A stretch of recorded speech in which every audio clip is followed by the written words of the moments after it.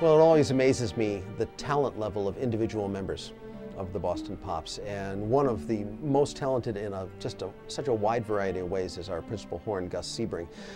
Gus was skiing, cross-country skiing on the Sudbury River floodplain last January, saw amazing naturally occurring ice sculptures that had been sculpted by wind, melting, that sort of thing, took out his camera phone, shot these things, saw what he had, and then decided to compose a piece to go with the kind of quiet and thoughtful nature of these images. And what we have, I think, is a very beautiful meditation on the gifts of the natural world as they're presented to us. And as I say in the concert, there are gifts that we are given every day that don't go under a tree and don't have a bow on them.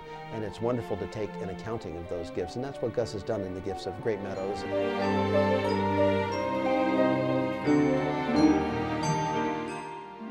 While skiing the frozen Sudbury River floodplain last January, I happened to take an interesting series of pictures on my phone.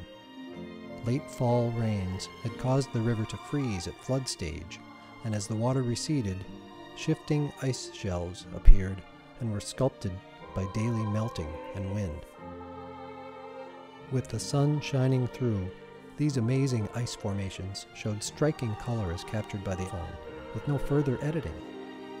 I was playing with an arrangement of Coventry Carol and Silent Night in my studio, and I realized that might go well with the quiet nature of these images. Matching pictures with the ebb and the flow of the music, the project began to take on a life of its own.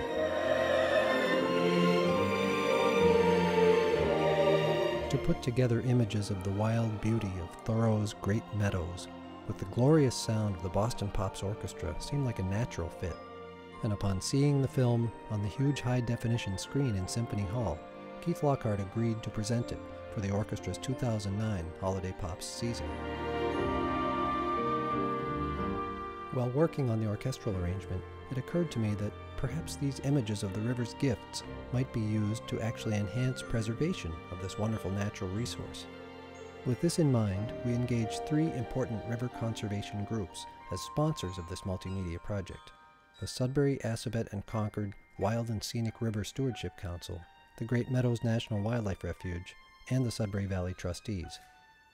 By presenting this film to tens of thousands of people during Holiday Pops, we are helping to widen the audience for their vital preservation efforts in a high-quality, artistic way.